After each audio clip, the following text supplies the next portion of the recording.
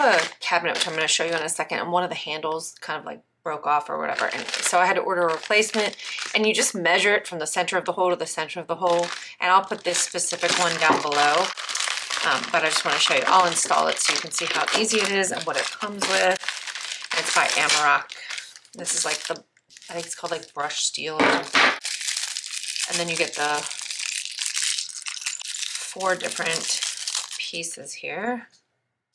Like this. So the 2 longer, I think these are like 2 inch and 1 inch. And then this. Let's go install it. So that is the handle that's missing right there. I'm going to use the shorter screws. Open this. Just put these through. Use this guy.